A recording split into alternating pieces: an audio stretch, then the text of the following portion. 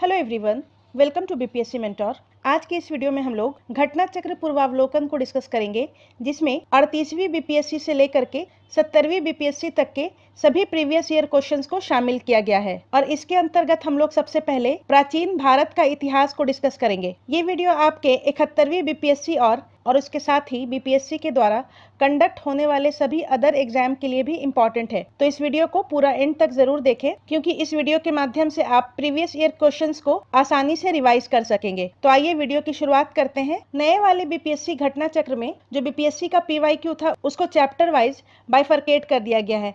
तो सबसे पहले पाषाण काल के क्वेश्चंस को हम लोग देखेंगे। पहला क्वेश्चन है, भारत में पशुपालन एवं कृषि के प्राचीनतम साक्ष्य प्राप्त हुए हैं।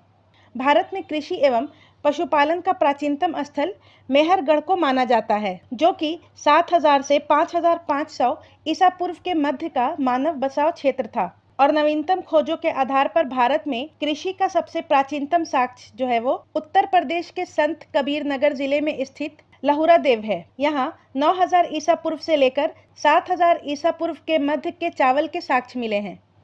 नेक्स्ट है, निम्नलिखित में से किसको कैल्कोलिथिक युग भी कहा जाता है। तो कैल्कोलिथिक युग ताम्रपाषाण युग को कहा जाता है। ऑप्शन सी इसका सही आंसर होगा।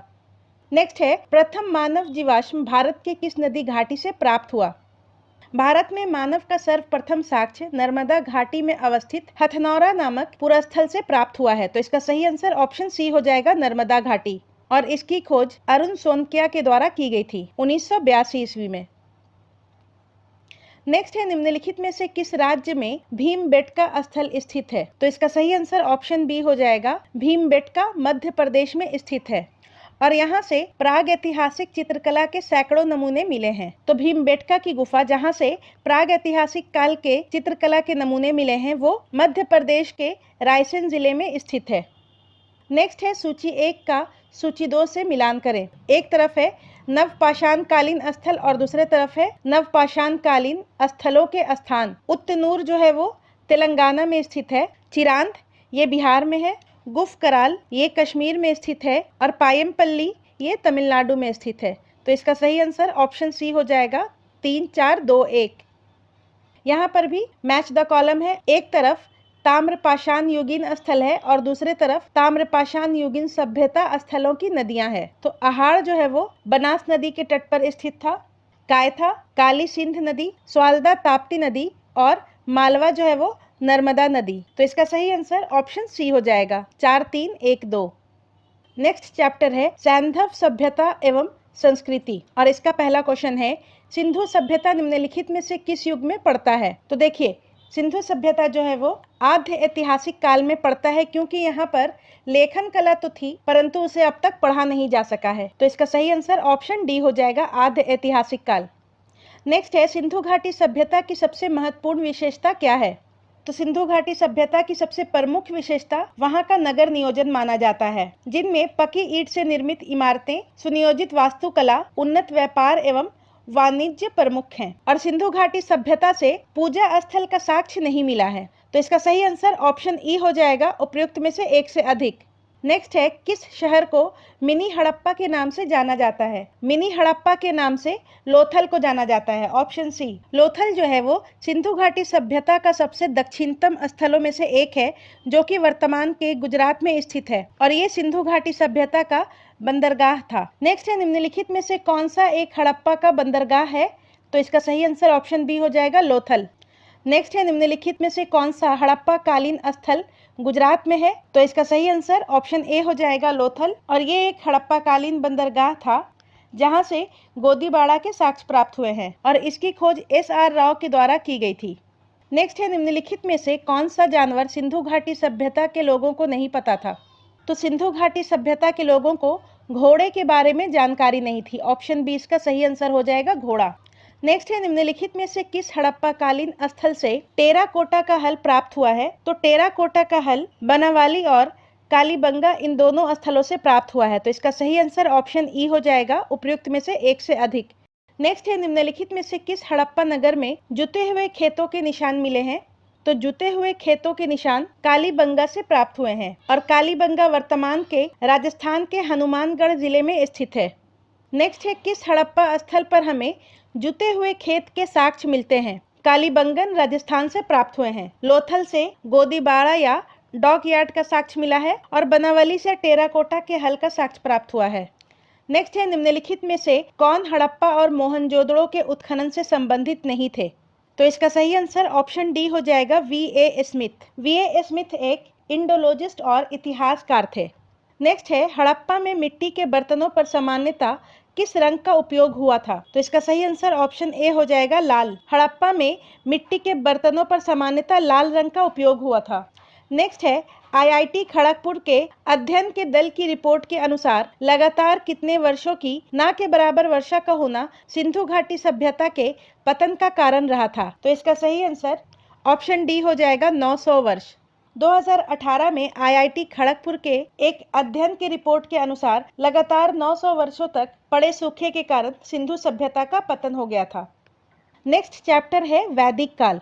पहला क्वेश्चन है, प्रारंभिक वैदिक काल के दौरान कौन सा शहर प्राचीन मगध साम्राज्य की राजधानी के रूप में कार्य करता था? तो इसका सही आंसर ऑप्शन बी हो जाएगा, राजगृह। प्रारंभिक वैदिक काल के दौरान राजगृह जो है वो मगध साम्राज्य की राजधानी के रूप में कार्य करता था। नेक्स्ट है, ऋग्वेद का कौन सा मंडल पूर्णतः सोम को समर्पित है? तो ऋग्वेद में कुल 10 मंडल हैं और ऋग्वेद का 9वां मंडल सोम को समर्पित है। नेक्स्ट है, ऋग्वेद संहिता का 9वां मंडल पूर्णतः किसको समर्पित है? तो इसका सही आंसर ऑप्शन डी हो जाएगा, सोम और इस पे पर नामाकृत देवता। और 9वें मंडल में कुल 114 सूक्त जो है वो सोम को समर्पित है। नेक्स्ट है, गायत्री मंत्र किस पुस्तक में मिलता है?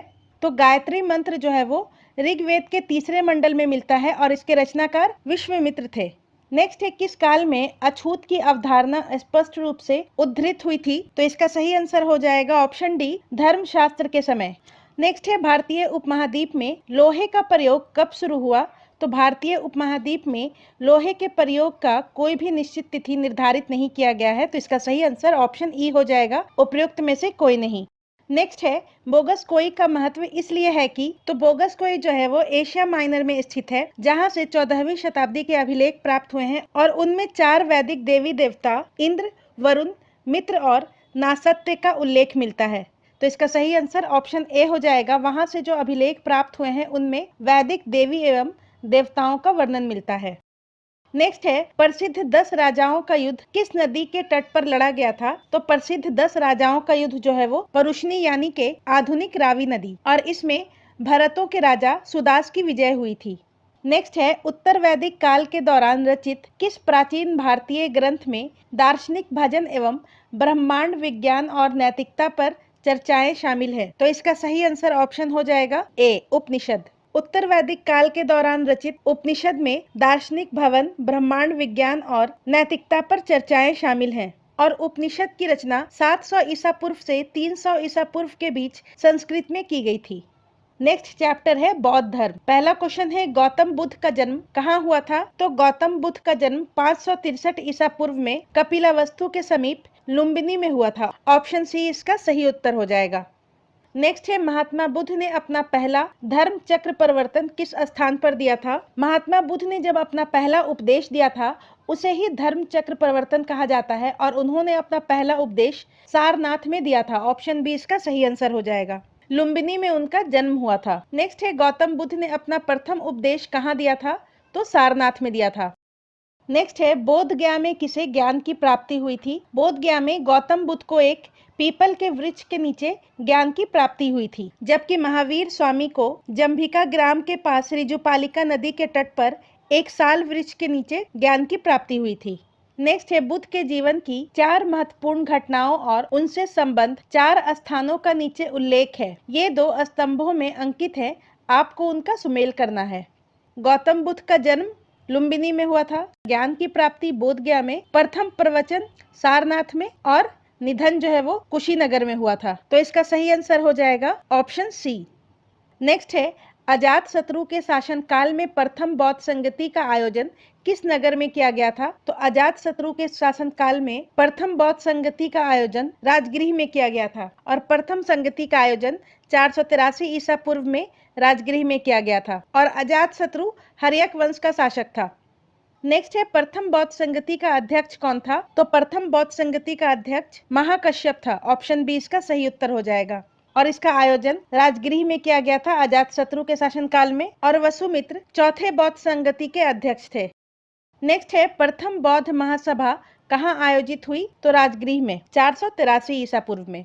नेक्स्ट है भगवान बुद्ध के महापरिनिर्वाण के बाद पहली बौद्ध संगति हुई थी राजगृह या राजगीर में 483 ईसा पूर्व में, अजातशत्रु के शासनकाल में और महाकश्यप के अध्यक्षता में। नेक्स्ट है कनिष्क के शासनकाल में बौद्ध सभा किस नगर में आयोजित की गई थी? तो कनिष्क जो है वो कुषाण वंश का शासक था और इसके शासनकाल में चौथी बौद्ध संगति का आयोजन कश्मीर के कुंडलवन में की गई थी। ऑप्शन सी इसका सही उत्तर हो जाएगा और इसकी अध्यक्षता वसुमित्र के द्वारा की गई थी।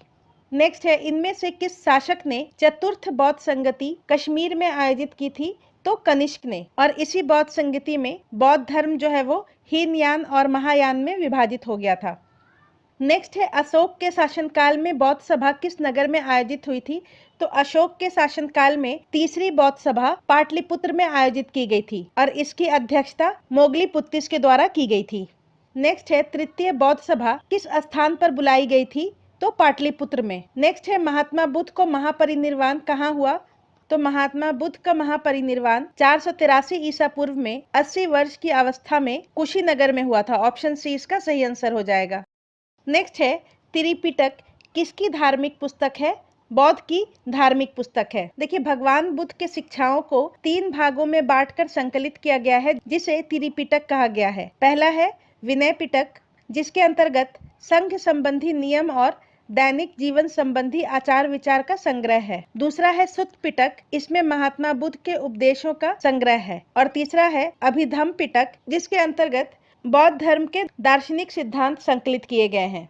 नेक्स्ट है निम्नलिखित में से कौन महायान बौद्ध धर्म और हीनयान बौद्ध धर्म के बीच मूलभूत अंतर का प्रतिनिधित्व करता है?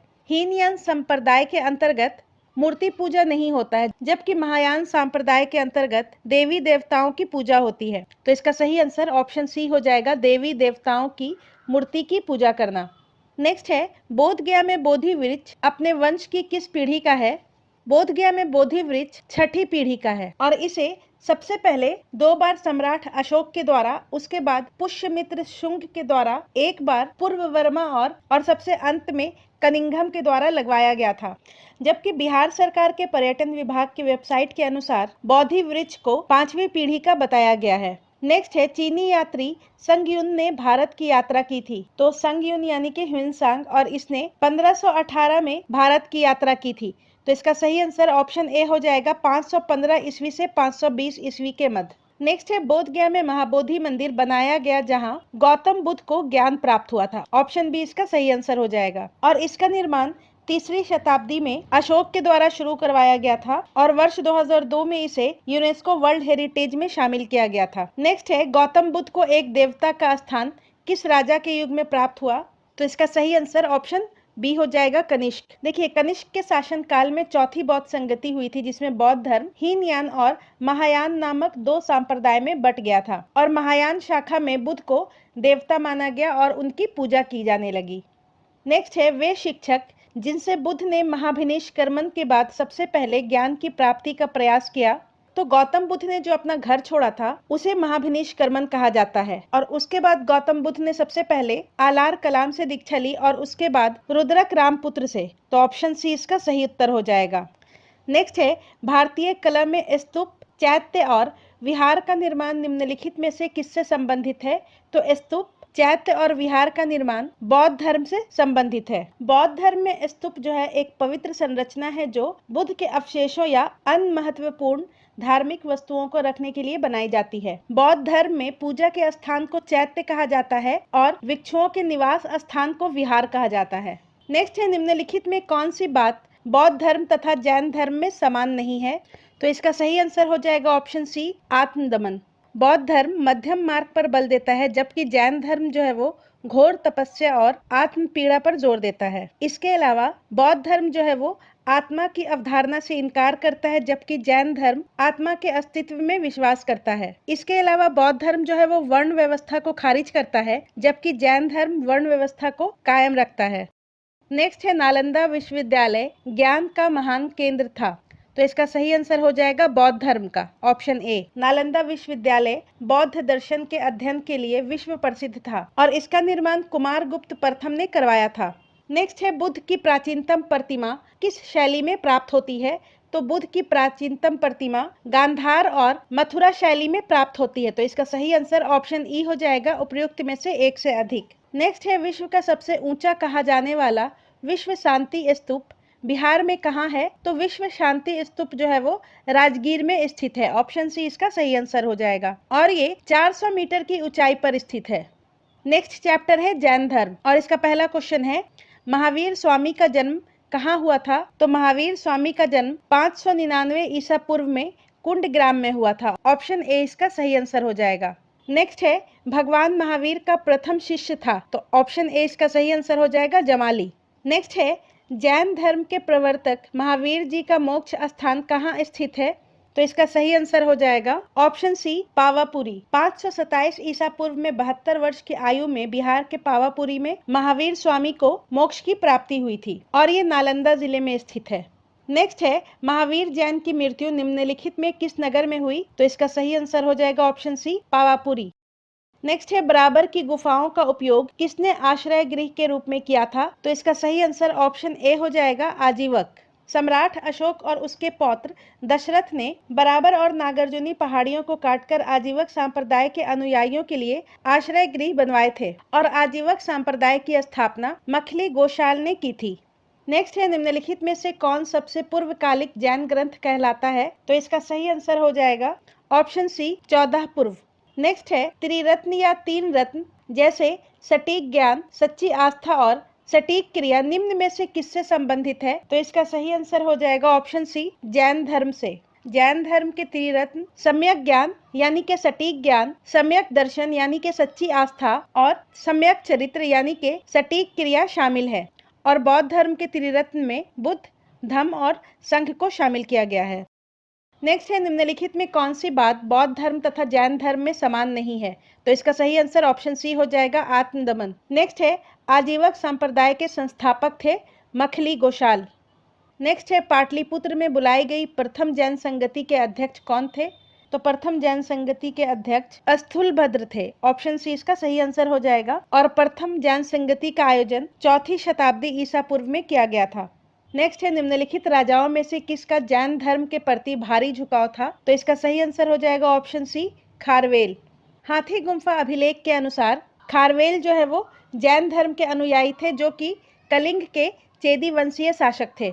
नेक्स्ट है वह स्थान जहां महावीर ने पूर्ण आध्यात्मिक ज्ञान प्राप्त किया। तो महावीर स्वामी को आध्यात्मिक ज्ञान जंभिक ग्राम के निकट रिजुपालिका नदी के तट पर साल वृक्ष के नीचे प्राप्त हुआ था। तो इसका सही आंसर ऑप्शन डी हो जाएगा। नेक्स्ट चैप्टर है शैव तथा भागवत धर्म। पहला क्वेश्चन है भागवत संप्रदाय के विकास में किसकी देन अत्यधिक थी। तो इसका सही आंसर हो जाएगा ऑप्शन डी गुप्त। गुप्त शासन काल में भागवत संप्रदाय या फिर वैष्णव संप्रदाय जो है वो अपने चरमोत्कर्ष पर था क्योंकि गुप्त शासक जो थे वो वैष्णव धर्म के अनुयायी थे। नेक्स्ट है नाथ पंथियों, सिद्धों और योगियों ने भक्ति धर्म को किस क्षेत्र में लोकप्रिय बनाया। तो इसका सही आंसर ऑप्शन ए हो जाएगा उत्तर भारत। नेक्स्ट चैप्टर है 6वीं शताब्दी ईसा पूर्व की राजनीतिक दशा। इसका पहला क्वेश्चन है पाटलिपुत्र के संस्थापक थे। तो पाटलिपुत्र के संस्थापक अजातशत्रु थे और इन्होंने एक सैन्य शिविर के रूप में इसकी स्थापना की थी और बाद में अजातशत्रु का पुत्र उदयन के द्वारा इसे मगध की राजधानी बनाई गई थी। नेक्स्ट है पाटलिपुत्र को किस शासक ने सर्वप्रथम अपनी राजधानी बनाया। तो दिए गए विकल्प के अनुसार चंद्रगुप्त मौर्य होगा, परंतु सर्वप्रथम पाटलिपुत्र को अपनी राजधानी हर्यक वंश के शासक उदयन ने बनाया था। नेक्स्ट है किस शासक ने अपनी राजधानी पाटलिपुत्र में स्थानांतरित की थी। तो हर्यक वंश के शासक उदयन ने मगध की राजधानी राजगृह से पाटलिपुत्र स्थानांतरित की थी। तो इसका सही आंसर ऑप्शन सी हो जाएगा और पाटलिपुत्र की स्थापना अजातशत्रु के द्वारा की गई थी। नेक्स्ट है निम्नलिखित में से किस राजा ने पाटलिपुत्र बसाया था। तो हर्यक वंश के शासक अजातशत्रु। नेक्स्ट है किस शासक द्वारा सर्वप्रथम पाटलिपुत्र का राजधानी के रूप में चयन किया गया था। तो उदयन के द्वारा। नेक्स्ट है प्राचीन काल में गंगा के दक्षिण क्षेत्र को क्या कहा जाता था।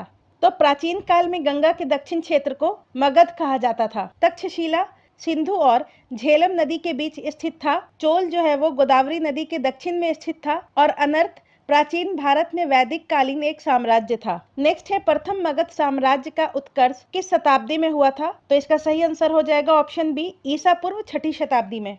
मगध साम्राज्य का वास्तविक संस्थापक राजा बिंबिसार था, जो कि हर्यक वंश का संस्थापक था, जिसका शासनकाल 544 ईसा पूर्व से 492 ईसा पूर्व का था। और उसी समय मगध का उत्कर्ष ईसा पूर्व 6वीं शताब्दी में हुआ था। नेक्स्ट है निम्नलिखित में से किस महान शासक ने प्राचीन बिहार में हर्यक वंश की स्थापना की थी?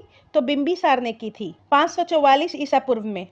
और अजातशत्रु बिंबिसार का पुत्र था। नेक्स्ट है मगध की राजधानी राजगीर का प्राकृत नाम क्या था? तो इसका सही आंसर ऑप्शन बी हो जाएगा, राजगृह। नेक्स्ट है सूची 1 का सूची 2 से मिलान करें। एक तरफ है महाजनपद और दूसरे तरफ है महाजनपद की राजधानियां।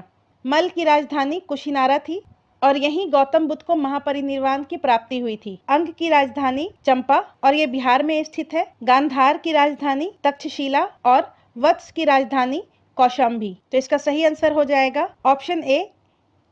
नेक्स्ट है विश्व का पहला गणतंत्र वैशाली में किसके द्वारा स्थापित किया गया था? तो विश्व का सबसे पहला गणतंत्र वैशाली में लिच्छवी के द्वारा स्थापित किया गया था। नेक्स्ट है ईसा पूर्व 6ठी शताब्दी में विश्व का प्रथम गणतंत्रात्मक व्यवस्था कहाँ थी? तो वैशाली में थी। नेक्स्ट है मगध की प्रारंभिक राजधानी कौन सी थी? तो मगध की प्रारंभिक राजधानी राजगृह या ग्रीवरज थी। उसके बाद मगध की राजधानी पाटलिपुत्र को बनाया गया। नेक्स्ट है प्राचीन महाजनपद मगध की प्रथम राजधानी कौन सी थी? तो इसका सही आंसर हो जाएगा ऑप्शन ई, उपयुक्त में से कोई नहीं। प्राचीन महाजनपद मगध की प्रथम राजधानी राजगृह या ग्रीवरज थी। नेक्स्ट है प्रारंभिक वैदिक काल के दौरान कौन सा शहर प्राचीन मगध साम्राज्य की राजधानी के रूप में कार्य करता था? तो इसका सही आंसर हो जाएगा ऑप्शन ए, राजगृह। नेक्स्ट है महावंश के अनुसार बिंबिसार किस आयु में सिंहासन पर बैठा था? तो महावंश के अनुसार बिंबिसार 543 ईसा पूर्व में 15 वर्ष की आयु में मगध की गद्दी पर बैठा था और हर्यक वंश की स्थापना की थी। तो इसका सही आंसर ऑप्शन ए हो जाएगा।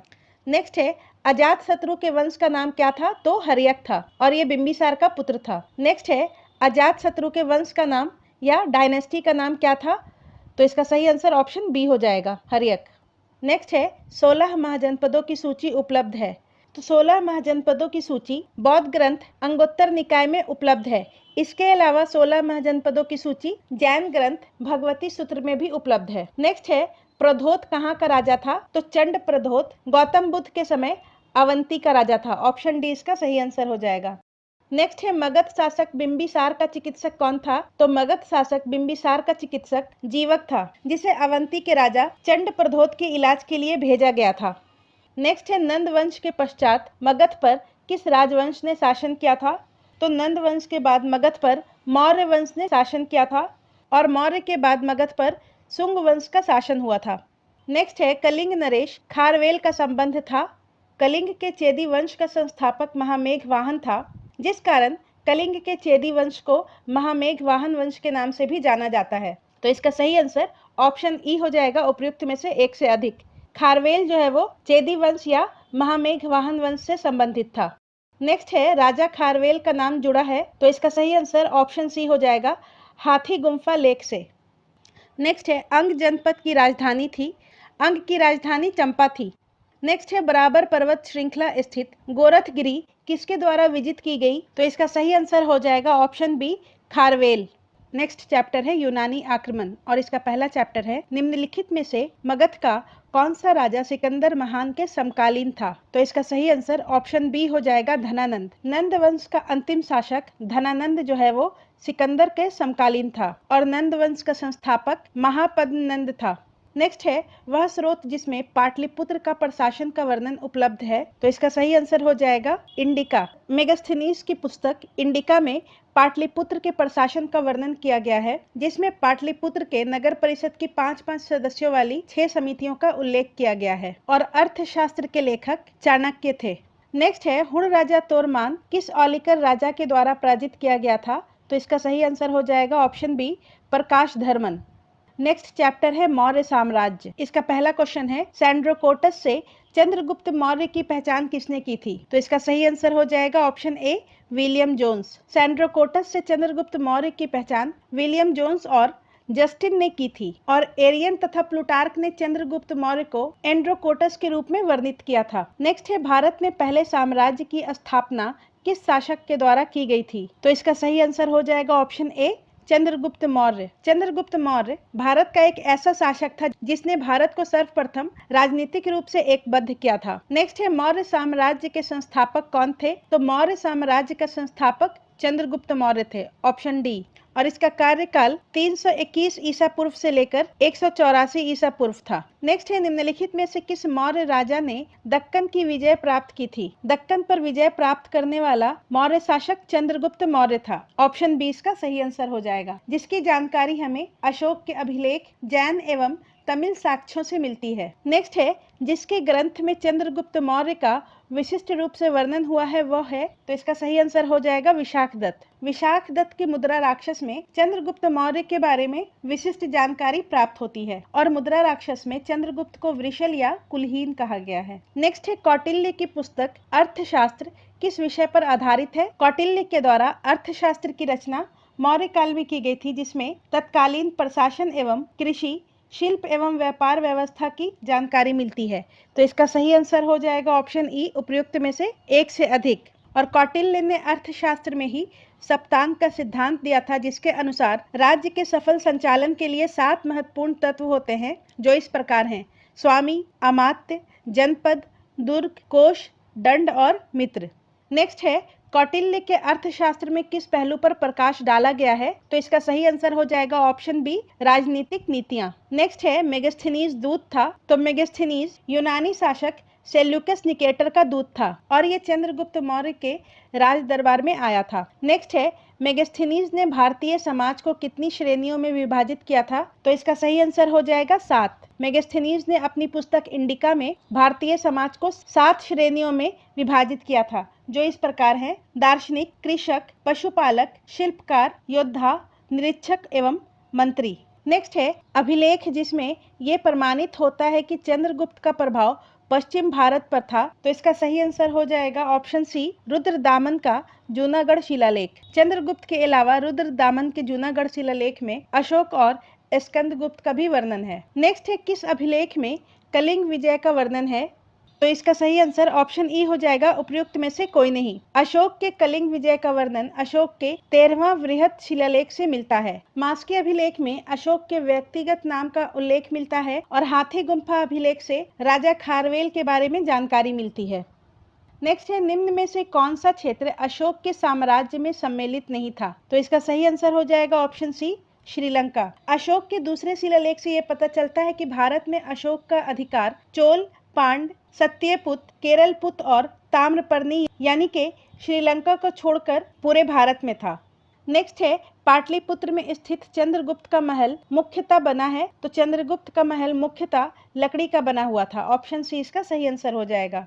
नेक्स्ट है, केवल वह स्तंभ जिसमें अशोक ने स्वयं को मगध का सम्राट बताया है, तो इसका सही आंसर हो जाएगा ऑप्शन डी, भाब्रू स्तंभ। भाब्रू या बैराठ स्तंभ लेख में अशोक ने स्वयं को मगध का सम्राट बताया है और यही अभिलेख अशोक को बौद्ध धर्म का अनुयायी भी प्रमाणित करता है। रुम्मनदेई अभिलेख लुम्बिनी में स्थित है और इससे यह पता चलता है कि अशोक ने राज्य अभिषेक के 20 वर्ष बाद लुम्बिनी की यात्रा की थी और लुम्बिनी गांव को धार्मिक करों से मुक्त कर दिया था तथा भूमि राजस्व के रूप में केवल 1/8वां हिस्सा देने की आवश्यकता थी। नेक्स्ट है, अशोक के धर्म का मूल संदेश क्या है? तो अशोक का धर्म या धर्म एक नैतिक संहिता थी, जिसके अनुसार कम पाप करना, कल्याण करना, दया दान करना, सत्य बोलना, पवित्रता से रहना और स्वभाव में मधुरता तथा साधुता बनाए रखना है। तो इसका सही आंसर ऑप्शन ई हो जाएगा, उपयुक्त में से एक से अधिक। नेक्स्ट है, अपने शिलालेखों में अशोक सामान्यतः किस नाम से जाने जाते थे? तो इसका सही आंसर हो जाएगा प्रियदर्शी। अशोक के अभिलेखों में अशोक को देव नाम पियदासी तथा राजा आदि की उपाधियों से संबोधित किया गया है। नेक्स्ट है, अशोक के शिलालेखों में प्रयुक्त भाषा, तो इसका सही आंसर हो जाएगा प्राकृत। अशोक के जितने भी शिलालेख मिले हैं वो ज्यादातर प्राकृत भाषा और ब्रह्मी लिपि में लिखे गए हैं, मगर 2 अभिलेख जो कि शहबाजगढ़ी और मनसेहरा से प्राप्त हुए हैं वो खरोष्ठी लिपि में लिखे गए हैं। नेक्स्ट है, अशोक के स्तंभ पर कौन सी लिपि लिखी गई है? तो इसका सही आंसर हो जाएगा ऑप्शन ए, ब्रह्मी। नेक्स्ट है प्राचीन भारत में निम्नलिखित में से कौन सी एक लिपि दाईं से बाईं ओर लिखी जाती थी? तो इसका सही आंसर हो जाएगा खरोष्ठी। नेक्स्ट है निम्नलिखित में से प्राचीन भारत की कौन सी लिपि दाहिने से बाईं ओर लिखी जाती थी? तो इसका सही आंसर हो जाएगा ऑप्शन सी खरोष्ठी। नेक्स्ट है अशोक के अभिलेखों को पहली बार किसके द्वारा पढ़ा गया था? तो अशोक के अभिलेखों को पहली बार जेम्स प्रिंसेप के द्वारा 1837 ईस्वी में पढ़ा गया था और इन्होंने सबसे पहले अशोक के दिल्ली टोपरा अभिलेख को पढ़ा था। नेक्स्ट है ब्राह्मी लिपि को सर्वप्रथम किसने पढ़ा था? तो ब्राह्मी लिपि को सबसे पहले जेम्स प्रिंसेप ने पढ़ा था। नेक्स्ट है पाटलिपुत्र को किस शासक ने सर्वप्रथम अपनी राजधानी बनाई? तो दिए गए विकल्प के अनुसार चंद्रगुप्त मौर्य इसका सही आंसर होगा।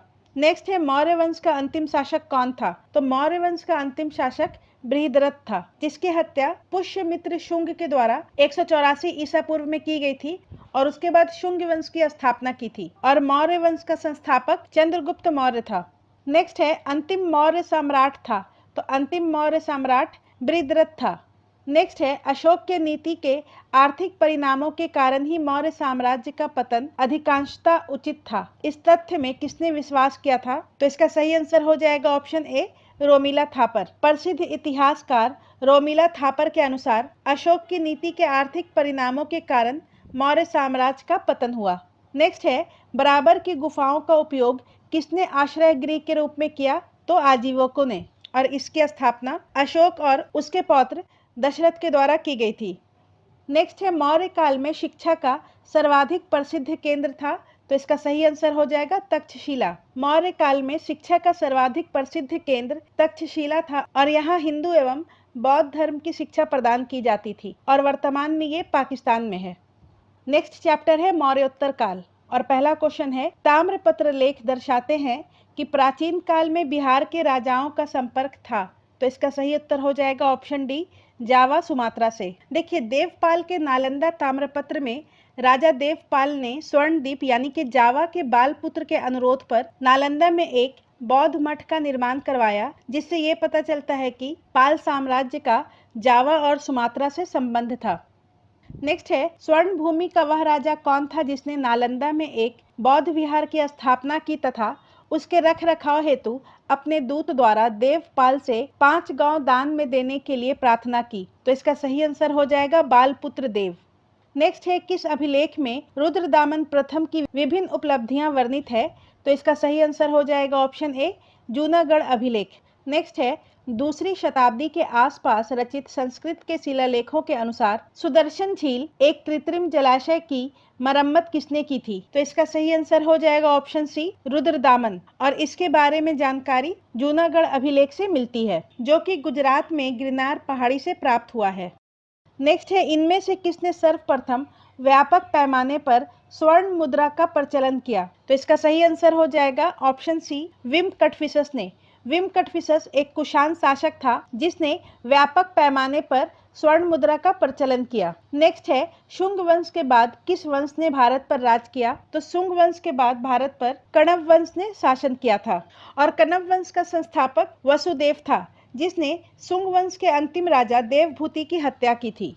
नेक्स्ट है गुप्त एवं गुप्तोत्तर युग और इसका पहला क्वेश्चन है किस गुप्त शासक ने अपने बड़े भाई की हत्या कर सत्ता प्राप्त की? तो इसका सही आंसर हो जाएगा चंद्रगुप्त द्वितीय। देखिए समुद्रगुप्त के बाद उसका पुत्र रामगुप्त जो है वो शासक बना था, लेकिन वो शकों के आक्रमण को रोकने में असक्षम रहा, जिस कारण चंद्रगुप्त द्वितीय ने रामगुप्त की हत्या कर दी और उसकी पत्नी ध्रुवा देवी से विवाह कर लिया और सत्ता प्राप्त की और उसके साथ ही इसने शकों के विरुद्ध भी विजय प्राप्त किया था।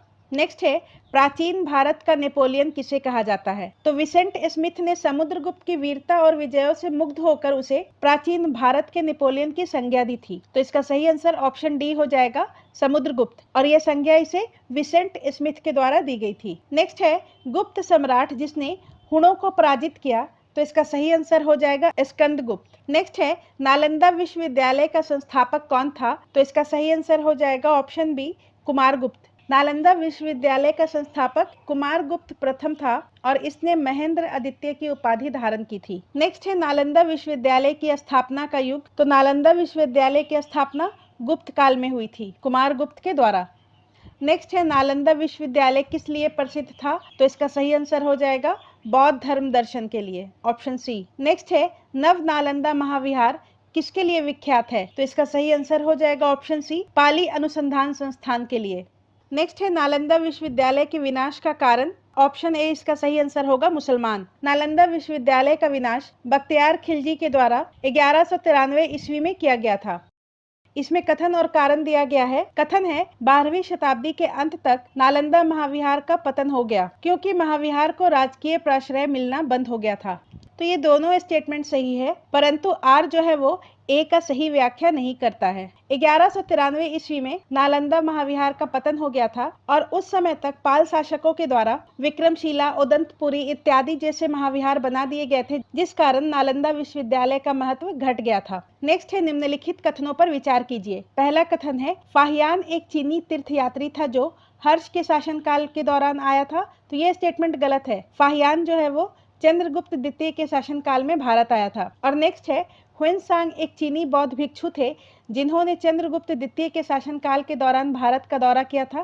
तो ये स्टेटमेंट भी गलत है। ह्वेनसांग जो है वो हर्ष के शासनकाल में भारत आए थे। तो इसका सही आंसर हो जाएगा ऑप्शन डी, उपयुक्त में से कोई नहीं। ये दोनों स्टेटमेंट जो है वो गलत है और यहाँ पर सही कथन पूछ रहा है। नेक्स्ट है प्रसिद्ध चीनी यात्री फाहियान ने किसके शासनकाल में भारत की यात्रा की? तो फाहियान जो है वो चंद्रगुप्त द्वितीय के शासनकाल में भारत आया था। नेक्स्ट है चीनी यात्री संगयुन ने भारत की यात्रा की थी। संगयुन यानी के ह्वेनसांग, और ह्वेनसांग ने भारत की यात्रा 518 ईस्वी से 521 ईस्वी तक की थी। तो इसका सही आंसर ऑप्शन ई हो जाएगा और ये हर्षवर्धन के शासनकाल में भारत आए थे। नेक्स्ट है चीनी यात्री इत्सिंग ने बिहार का भ्रमण किया लगभग। तो इसका सही आंसर ऑप्शन डी हो जाएगा, उपयुक्त में से कोई नहीं। इत्सिंग ने 671 ईस्वी में समुद्र के रास्ते से भारत के लिए यात्रा शुरू की और 673 ईस्वी में वो भारत पहुंचा। नेक्स्ट है नगरों का क्रमिक पतन किस काल की महत्वपूर्ण विशेषता थी? तो इसका सही आंसर हो जाएगा गुप्त काल। नेक्स्ट है निम्नलिखित में से कौन सा बंदरगाह गुप्त काल में उत्तर भारतीय व्यापार के लिए उपयोग किया जाता था? तो इसका सही आंसर हो जाएगा ऑप्शन ई, उपयुक्त में से एक से अधिक। देखिए गुप्त काल में बंगाल में ताम्रलिप्ति एक प्रमुख बंदरगाह था जहां से उत्तर भारत के साथ साथ दक्षिण पूर्व एशिया, चीन, लंका, जावा, सुमात्रा आदि देशों के साथ व्यापार होता था। पश्चिमी भारत का प्रमुख बंदरगाह भड़ौच था जहां से पश्चिमी देशों के साथ समुद्री व्यापार होता था और इसके अलावा कल्याण तथा कैम्बे से भी उत्तर भारतीय व्यापार होता था। नेक्स्ट है किस शासक वंश ने मंदिरों एवं ब्राह्मणों को सबसे अधिक ग्राम अनुदान में दिया? तो इसका सही आंसर हो जाएगा गुप्त वंश, ऑप्शन ए। गुप्त वंश के शासकों ने मंदिरों एवं ब्राह्मणों को सबसे अधिक ग्राम अनुदान दिए थे। नेक्स्ट है गुप्त युग में भूमि राजस्व की दर थी। तो गुप्त काल में भूमि राजस्व का दर उपज का 6ठा भाग था, ऑप्शन बी। और गुप्त अभिलेखों में भूमि कर को भाग या उड़क कहा गया है। नेक्स्ट है किस प्रकार की भूमि को अपृहत कहा जाता था? बिना जुती हुई जंगली भूमि को गुप्त काल में अपृहत कहा जाता था। नेक्स्ट है गुप्त काल में सीसे के सिक्कों की एक बड़ी संख्या जारी की गई सातवाहनों के द्वारा। पूर्व गुप्त काल में सीसों के सिक्के की एक बड़ी संख्या सातवाहन शासकों के द्वारा जारी की गई थी जिसका संस्थापक सिमुक था तथा इनकी राजधानी प्रतिष्ठान या पैठन थी। नेक्स्ट है प्रसिद्ध इलाहाबाद प्रशस्ति का लेखक कौन था? तो इलाहाबाद प्रशस्ति का लेखक हरिसेन था। इलाहाबाद प्रशस्ति या प्रयाग प्रशस्ति का लेखक हरिसेन था और इसमें समुद्रगुप्त का वर्णन मिलता है। नेक्स्ट है निम्नलिखित में से किस वंश के शासकों को पुराणों में श्री पर्वतीय कहा गया है? तो इसका सही आंसर होगा इक्ष्वाकु। इक्ष्वाकु वंश के शासकों को पुराणों में श्री पर्वतीय या श्री पर्वत का शासक और आंध्र भृत्य कहा गया है, मतलब के आंध्रों का नौकर, क्योंकि इक्ष्वाकु वंश के शासक पहले सातवाहनों के सामंत थे और इक्ष्वाकु वंश का संस्थापक श्री शांत मूल था। नेक्स्ट है वर्धन राजवंश की स्थापना किसने की थी? तो इसका सही आंसर ऑप्शन ए हो जाएगा पुष्यभूति ने। बाण भट्ट की रचना हर्षचरित के अनुसार वर्धन वंश की स्थापना पुष्यभूति नामक व्यक्ति ने थानेश्वर में की थी। नेक्स्ट है कवि बाण निवासी था। तो इसका सही आंसर हो जाएगा ऑप्शन डी, उपयुक्त में से कोई नहीं। कवि बाण बिहार राज्य के शाहाबाद या आरा जिले के प्रतिकूट गांव के निवासी थे और ये हर्षवर्धन के दरबार के प्रसिद्ध कवि थे। नेक्स्ट है हर्षवर्धन के शासनकाल में किस चीनी यात्री ने भारत की यात्रा की? तो इसका सही आंसर हो जाएगा ऑप्शन बी, ह्वेनसांग। नेक्स्ट है निम्नलिखित में से किस शासक ने हर्ष के समय असम पर शासन किया था? तो हर्ष के समय असम पर शासन करने वाला शासक भास्कर वर्मन था, ऑप्शन बी, और ये असम का अंतिम शासक था। नेक्स्ट है ह्वेनसांग की भारत में यात्रा के समय सूती कपड़ों के उत्पादन के लिए सबसे प्रसिद्ध नगर था? तो मथुरा, ऑप्शन बी। ह्वेनसांग ने हर्षवर्धन के काल में भारत की यात्रा की थी और उसके अनुसार मथुरा सूती वस्त्रों के लिए और वाराणसी जो है वो रेशमी वस्त्रों के लिए प्रसिद्ध था। नेक्स्ट है 7वीं शताब्दी ईसा पूर्व नहीं होगा, यहाँ पर ईसवी होगा। ईसवी के दौरान भारत का कौन सा शासक था जो बौद्ध धर्म के संरक्षण और सांस्कृतिक गतिविधियों के समर्थन के लिए जाना जाता था? तो इसका सही आंसर ऑप्शन बी हर्ष हो जाएगा। 7वीं शताब्दी के दौरान भारत में पुष्यभूति वंश का शासन था और उसका शासक हर्षवर्धन बौद्ध धर्म के संरक्षण और सांस्कृतिक गतिविधियों के समर्थन के लिए जाना जाता था और हर्षवर्धन का शासनकाल 606 ईस्वी से लेकर 647 ईस्वी तक का था। नेक्स्ट है चीनी यात्री ह्वेनसांग ने किस विश्वविद्यालय में अध्ययन किया था? तो ह्वेनसांग ने नालंदा विश्वविद्यालय में अध्ययन किया था और उस समय नालंदा विश्वविद्यालय के कुलपति आचार्य शीलभद्र थे। नेक्स्ट है गुप्त वकाटक युग में तार्किक तर्क और बहस पर ध्यान केंद्रित करते हुए भारतीय दर्शन के किस महत्वपूर्ण स्कूल का विकास हुआ? तो इसका सही आंसर हो जाएगा वैशेषिक, ऑप्शन ए। और वैशेषिक दर्शन के संस्थापक ऋषि कनाद थे। मीमांसा दर्शन के संस्थापक ऋषि जैमिनी थे और न्याय दर्शन के संस्थापक गौतम थे। नेक्स्ट चैप्टर है प्राचीन भारत में स्थापत्य कला और इसका पहला प्रश्न है खजुराहो मंदिर स्थापत्य के निर्माण में सहयोगी थे? तो इसका सही आंसर ऑप्शन ए हो जाएगा चंदेल। और खजुराहो मंदिर मध्य प्रदेश के छतरपुर जिले में स्थित है। नेक्स्ट है कला की गांधार शैली निम्न समय में फली फूली? तो गांधार शैली कुषाणों के समय में फली फूली थी, ऑप्शन ए इसका सही उत्तर हो जाएगा, खास के कनिष्क के शासनकाल में। नेक्स्ट है कला की गांधार शैली निम्न समय में फली फूली? तो इसका सही आंसर ऑप्शन ए हो जाएगा कुषाणों के समय। नेक्स्ट है झांसी के पास देवगढ़ का मंदिर और इलाहाबाद या फिर प्रयागराज के पास गढ़वा मंदिर में बनी मूर्तियां किस कला के महत्वपूर्ण अवशेष हैं? देवगढ़ का दशावतार मंदिर और इलाहाबाद का गढ़वा मंदिर ये दोनों गुप्तकालीन मंदिर हैं। नेक्स्ट है बोधिसत्व पद्मपाणि की पेंटिंग स्थित है? तो इसका सही आंसर हो जाएगा अजंता में, ऑप्शन डी। बोधिसत्व पद्मपाणि की पेंटिंग अजंता के गुफा नंबर 1 में स्थित है और इसका निर्माण 5वीं शताब्दी के अंत में किया गया था। नेक्स्ट है निम्नलिखित अभिलेखों में से किसमें विधवा दहन का उदाहरण उल्लेखित है? तो विधवा दहन यानी के सती प्रथा का उल्लेख भानुगुप्त का एरन स्तंभ में मिलता है, ऑप्शन सी इसका सही उत्तर हो जाएगा। सती प्रथा का उदाहरण भानुगुप्त के एरन स्तंभ अभिलेख से मिलता है जो कि मध्य प्रदेश के सागर जिले में विदिशा के निकट बेतवा नदी के किनारे स्थित है और ये अभिलेख 510 ईस्वी का है। नेक्स्ट है खजुराहो मंदिर स्थापत्य के निर्माण में सहयोगी थे? तो चंदेल थे, ऑप्शन ए। नेक्स्ट है बराबुदूर विश्व में सबसे अद्भुत स्तूप है और इसकी मूर्ति और मूर्ति कला किसका शानदार उदाहरण है? तो इसका सही आंसर हो जाएगा ऑप्शन डी भारत जावा कला। और बाराबुदूर स्तूप इंडोनेशिया के जावा द्वीप में स्थित है जिसका निर्माण 8वीं से 9वीं शताब्दी में हुआ था। नेक्स्ट है चीनी स्रोत के अनुसार श्रीलंका के शासक मेघवर्मन ने गया में बौद्ध मंदिर बनाने की अनुमति के लिए निम्नलिखित में से किस गुप्त राजा के पास एक मिशनरी भेजा था? तो इसका सही आंसर हो जाएगा समुद्रगुप्त, ऑप्शन सी। श्रीलंका के शासक मेघवर्मन ने गया में बौद्ध मंदिर बनाने की अनुमति के लिए समुद्रगुप्त के पास एक मिशनरी भेजा था। नेक्स्ट चैप्टर है दक्षिण भारत और इसमें चोल, चालुक्य, पल्लव और संगम युग से जुड़े क्वेश्चंस को हम लोग डिस्कस करेंगे। पहला क्वेश्चन है चोल वंश का संस्थापक कौन था? चोल वंश का संस्थापक विजयालय था, ऑप्शन ए इसका सही आंसर होगा। और ये पहले पल्लवों का सामंत था और इसकी राजधानी तंजौर थी। नेक्स्ट है चोल काल किसके लिए प्रसिद्ध था? तो चोल काल ग्राम पंचायत के लिए प्रसिद्ध था जिसका पता उत्तर मेरूर अभिलेख से मिलता है। नेक्स्ट है कौन सा मध्यकालीन भारतीय साम्राज्य व्यापक स्तर पर स्थानीय स्वशासन के लिए प्रसिद्ध था? तो सही आंसर चोल हो जाएगा और इसका संस्थापक विजयालय था। नेक्स्ट है कैलाशनाथ मंदिर किस वंश ने किस राज्य में बनाया है? तो कैलाशनाथ मंदिर का निर्माण पल्लव वंश के द्वारा तमिलनाडु में किया गया है, ऑप्शन सी इसका सही आंसर हो जाएगा। नेक्स्ट है निम्नलिखित में से कौन सा मंदिर कांचीपुरम में स्थित है? तो इसका सही आंसर हो जाएगा ऑप्शन डी एकम्बरेश्वरार मंदिर, ऑप्शन डी, जो कि कांचीपुरम में स्थित है और इसका निर्माण पल्लवों के द्वारा किया गया था। नेक्स्ट है, तंजावुर में बृहदेश्वर मंदिर का निर्माण किस राजा द्वारा करवाया गया था? तंजावुर में बृहदेश्वर मंदिर का निर्माण चोल शासक राजराज प्रथम के द्वारा किया गया था और इस मंदिर का निर्माण द्रविड़ शैली में किया गया है। नेक्स्ट है, निम्नलिखित में से चेर राजवंश की राजधानी कौन सी थी? तो चेरों की राजधानी कुरवूर या करूर थी। ऑप्शन ए इसका सही आंसर हो जाएगा। कांचीपुरम पल्लवों की राजधानी थी और मदुरै पांड्य राजवंश की राजधानी थी। नेक्स्ट है, निम्नलिखित राजवंशों में किसका उल्लेख संगम साहित्य में नहीं हुआ है? तो संगम साहित्य में केवल चोल, चेर और पांड्य राजाओं का वर्णन है, इसमें कदम्ब का वर्णन नहीं है। ऑप्शन ए इसका सही आंसर हो जाएगा। नेक्स्ट है, संगम युग में उरेयूर किस लिए विख्यात था? तो इसका सही आंसर होगा कपास के व्यापार का महत्वपूर्ण केंद्र। Option B. और उरेयूर संगम कालीन चोलों की राजधानी थी जो कि कावेरी नदी के तट पर स्थित था।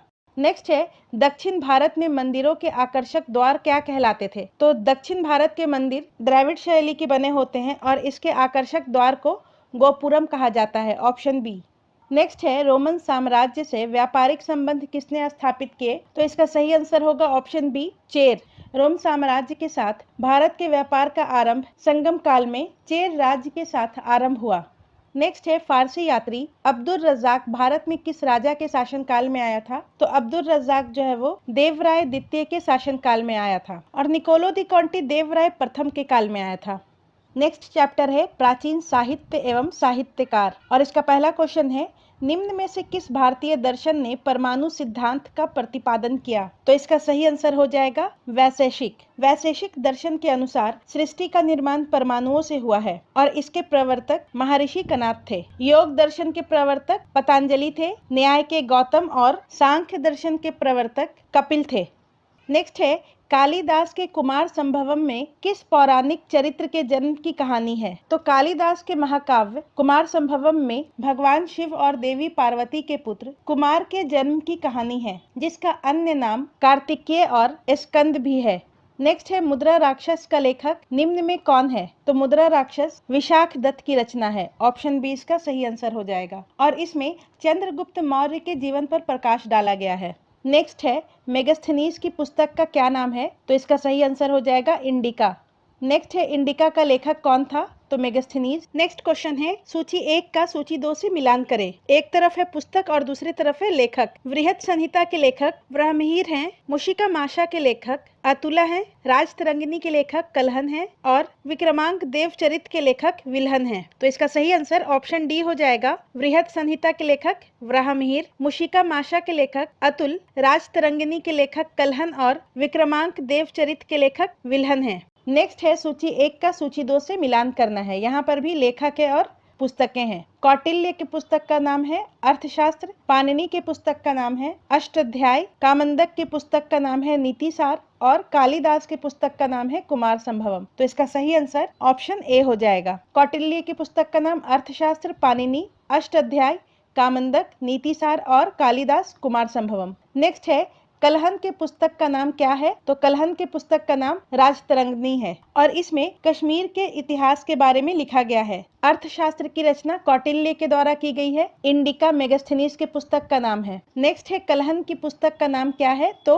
राजतरंगिणी। नेक्स्ट है, उदंतपुर शिक्षा केंद्र निम्न में से किस राज्य में अवस्थित है? तो उदंतपुर बिहार में स्थित है और इसका निर्माण पाल वंश के प्रथम शासक गोपाल ने किया था। नेक्स्ट है, किस काल में अछूत की अवधारणा स्पष्ट रूप से उद्धृत हुई? तो इसका सही आंसर हो जाएगा धर्मशास्त्र के समय में। नेक्स्ट है, अर्थशास्त्र नामक पुस्तक का लेखक कौन था? तो कौटिल्य। बाण भट्ट की पुस्तक का नाम कादम्बरी और हर्षचरित्र था और विशाख दत्त की पुस्तक का नाम मुद्रा राक्षस और देवी चंद्रगुप्तम है। नेक्स्ट है, इतिहास के प्राचीन और मध्ययुगीन काल के राजाओं और उनके द्वारा लिखी गई रचनाओं का सही मिलान किस युग में किया गया है? तो कृष्ण देव के पुस्तक का जो नाम है अमुक्त मर्यादा है, महेंद्र वर्मन के पुस्तक का नाम मत विलास प्रहसन है, भोजदेव के पुस्तक का नाम सम्रांगण सूत्रधार है और सोमेश्वर के पुस्तक का नाम मानसोल्लास है। तो इसका सही आंसर ऑप्शन बी हो जाएगा। महेंद्र वर्मन के पुस्तक का नाम मत विलास प्रहसन है। नेक्स्ट है पेरिपल्स ऑफ द एरिथेरियन सी किसने लिखी? तो इसका सही आंसर ऑप्शन ई हो जाएगा। उपर्युक्त में से कोई नहीं। इसके लेखक का नाम अभी तक पता नहीं चला है। नेक्स्ट है इनमें से किसने पहली बार यह व्याख्या की थी कि पृथ्वी अपनी धुरी पर घूमने के कारण प्रतिदिन सूर्योदय एवं सूर्यास्त होता है? तो इसका सही आंसर हो जाएगा आर्यभट्ट। आर्यभट्ट के अनुसार पृथ्वी अपनी धुरी पर घूमती है जिस कारण प्रतिदिन सूर्योदय एवं सूर्यास्त होता है। नेक्स्ट है इनमें से कौन गुप्त काल में औषधि के क्षेत्र में अपने कार्य के लिए जाने जाते थे? तो इसका सही आंसर ऑप्शन ए हो जाएगा सुश्रुत। शूद्रक और सौमिला ये दोनों गुप्त काल के नाटककार थे, जबकि शौनिक ऋग्वेद कालीन ऋषि थे। नेक्स्ट है इनमें से कौन गुप्त काल में औषधि के क्षेत्र में अपने कार्य के लिए जाने जाते हैं? तो इसका सही आंसर हो जाएगा ऑप्शन ए सुश्रुत। नेक्स्ट है कवि बान निवासी थे। तो कवि बान जो है वो पाटलिपुत्र के निवासी थे और ये हर्षवर्धन के दरबारी कवि थे और इन्होंने हर्षचरित, कादम्बरी और चंडी शतक जैसी प्रमुख रचनाएं लिखी हैं। नेक्स्ट है पृथ्वीराज रासो के लेखक हैं। तो पृथ्वीराज रासो के लेखक चंद बरदाई हैं, ऑप्शन डी। नेक्स्ट है पृथ्वीराज रासो के लेखक है चंद बरदाई। सेम क्वेश्चन है पृथ्वीराज रासो नामक पुस्तक किसके द्वारा लिखी गई है? तो ऑप्शन बी चंद बरदाई। नेक्स्ट है स्वप्नवास दत्ता के लेखक हैं। तो इसका सही आंसर हो जाएगा ऑप्शन बी भास। नेक्स्ट है कुमार संभव महाकाव्य किस कवि ने लिखा है? तो इसका सही आंसर हो जाएगा ऑप्शन डी कालिदास। नेक्स्ट है कृतार्जुनीय पुस्तक किसने लिखा था? तो इसका सही आंसर हो जाएगा भारवी। कृतार्जुनीय पुस्तक के रचनाकार भारवी हैं। नेक्स्ट है उस स्रोत का नाम बतलाइए जो प्राचीन भारत के व्यापारिक मार्गों पर मौन है। मिलिंद पन्हों में प्राचीन भारत के व्यापार के बारे में वर्णन नहीं मिलता है। तो ऑप्शन बी इसका सही आंसर हो जाएगा और मिलिंद पन्हों की रचना बौद्ध भिक्षु नागसेन के द्वारा की गई थी। नेक्स्ट है हर्षचरित नामक पुस्तक किसने लिखी? तो हर्षचरित के लेखक बान भट्ट हैं। यहाँ पर सूची 1 का सूची 2 से मिलान करना है। चरक का संबंध चिकित्सा से था, ब्रह्मगुप्त का संबंध गणित से था, वराहमिहिर का संबंध ज्योतिष से था और विशाख दत्त का संबंध नाटक से था, नाटककार थे ये। तो इसका सही आंसर हो जाएगा ऑप्शन बी। चरक चिकित्सा, ब्रह्मगुप्त गणित, वराहमिहिर ज्योतिष और विशाख दत्त नाटककार। नेक्स्ट है राजनीति के प्रारंभिक पुस्तक नीतिसार किसके द्वारा लिखी गई थी? तो नीतिसार की रचना कामंदक के द्वारा की गई थी। नेक्स्ट है अमरकोश के अनुसार भूमि के प्रकारों पर विचार करें। अमर सिंह के अमरकोश के अनुसार भूमि को 12 प्रकारों में बांटा गया था, जिसमें उर्वर उपजाऊ भूमि को कहा जाता था, मरुस्थलीय भूमि को या रेगिस्तानी भूमि को कहा जाता था, ऊसर बंजर भूमि को कहा जाता था, अपरहत परती भूमि को कहा जाता था, शाद बाल घास वाली भूमि को कहा जाता था, पंकिल कीचड़ वाली भूमि को कहा जाता था, जल प्रायानुपम नमी युक्त भूमि को कहा जाता था, कच्छ दलदली भूमि को कहा जाता था, शर्करा कंकड़ युक्त भूमि को कहा जाता था, शर्करावर्ती बलुआही भूमि को कहा जाता था, नदी मात्रिक नदी द्वारा सिंचित और देव मात्रिक वर्षा द्वारा सिंचित भूमि को कहा जाता था। तो यहाँ पर ये चारों सही सुमेलित हैं। तो इसका सही आंसर ऑप्शन डी हो जाएगा, उपयुक्त में से एक से अधिक। नेक्स्ट है राजा प्रवरसेन के बारे में निम्नलिखित पर विचार कीजिए। वो वकाटक वंश का वास्तविक संस्थापक था। तो ये स्टेटमेंट सही है। देखिए वकाटक वंश का संस्थापक जो है वो विद्य शक्ति प्रथम था, जिसका उत्तराधिकारी प्रवरसेन प्रथम था, जो कि वकाटक वंश का वास्तविक संस्थापक था। नेक्स्ट है उनका साम्राज्य उत्तर में बुंदेलखंड से लेकर दक्षिण में हैदराबाद तक था। तो ये स्टेटमेंट भी सही है। वो अपने पिता विंध्य शक्ति के उत्तराधिकारी बने। तो ये भी सही है और उनका उल्लेख पुराणों में मिलता है। तो ये स्टेटमेंट भी सही है। तो इसका सही आंसर ऑप्शन डी हो जाएगा, उपयुक्त में से एक से अधिक। ये चारों स्टेटमेंट सही है। नेक्स्ट चैप्टर है पूर्व मध्यकाल और इसका पहला क्वेश्चन है कर्नाट वंश का संस्थापक कौन था? तो कर्नाट वंश का संस्थापक नान्यदेव थे। ऑप्शन ए इसका सही आंसर हो जाएगा और नान्यदेव ने अपनी राजधानी सिमरावगढ़ को बनाई थी और अंतिम शासक हरिदेव था। नेक्स्ट है कर्नाट वंश का अंतिम शासक कौन था? तो हरि सिंह। तो इसका सही आंसर हो जाएगा ऑप्शन ए हरि सिंह। तो कर्नाट वंश का अंतिम शासक हरि सिंह देव था और इन्होंने पंजीकरण व्यवस्था की शुरुआत की थी। नेक्स्ट है बिहार में विक्रमशिला विश्वविद्यालय के संबंध में निम्नलिखित कथनों पर विचार कीजिए। यह बिहार के वर्तमान बांका जिले में स्थित है। तो यह स्टेटमेंट गलत है। विक्रमशिला विश्वविद्यालय वर्तमान में भागलपुर में स्थित है। इसकी स्थापना पाल वंश के राजा गोपाल प्रथम ने की थी। तो ये भी स्टेटमेंट गलत है। इसकी स्थापना धर्मपाल के द्वारा की गई थी। नेक्स्ट है बौद्ध धर्म का वज्रयान संप्रदाय यहाँ फला फूला, ये स्टेटमेंट सही है। और यहाँ खगोल विज्ञान, तर्कशास्त्र, कानून, व्याकरण और दर्शन जैसे अन्य विषय भी पढ़ाए जाते थे, तो ये स्टेटमेंट भी सही है। और यहाँ पर पूछ रहा है उपरोक्त में से कौन सा कथन गलत है, तो इसका सही आंसर ऑप्शन ए हो जाएगा। 1 और 2 गलत है। नेक्स्ट है विक्रमशिला नामक प्राचीन विश्वविद्यालय की स्थापना बंगाल के किस शासक ने की थी, तो इसका सही आंसर हो जाएगा ऑप्शन ए, धर्मपाल ने। विक्रमशिला विश्वविद्यालय की स्थापना बंगाल के पाल वंशीय शासक धर्मपाल के द्वारा की गई थी। नेक्स्ट है विक्रमशिला विश्वविद्यालय किसके द्वारा स्थापित किया गया था, तो धर्मपाल के द्वारा। नेक्स्ट है विक्रमशिला शिक्षा केंद्र के संस्थापक का नाम है धर्मपाल। नेक्स्ट है मैथिली भाषा का विकास निम्नलिखित में किसके शासनकाल के दौरान हुआ था, तो मैथिली भाषा का विकास कर्नाट राजवंश के शासनकाल में हुआ था। ऑप्शन डी इसका सही आंसर हो जाएगा। मैथिली भाषा का विकास कर्नाट वंश के शासनकाल में हुआ था और इसके संस्थापक नान्य देव थे। नेक्स्ट है उदंतपुर शिक्षा केंद्र निम्न में से किस राज्य में अवस्थित है, तो उदंतपुर जो है वो बिहार में अवस्थित है और इसकी स्थापना पाल वंश के प्रथम शासक गोपाल के द्वारा की गई थी। नेक्स्ट है कश्मीर का अकबर के नाम से प्रसिद्ध सुल्तान था, तो कश्मीर का अकबर सुल्तान जैनुल आबिदीन को कहा जाता है, क्योंकि जैनुल आबिदीन धर्म सहिष्णु और सामाजिक कार्यों के लिए प्रसिद्ध था। तो आज की वीडियो में बस इतना ही। अगर आपको ये वीडियो हेल्पफुल लगता है तो इस वीडियो को लाइक करें, अपने दोस्तों में शेयर करें और चैनल को सब्सक्राइब जरूर करें। वीडियो पूरा एंड तक देखने के लिए आपका धन्यवाद।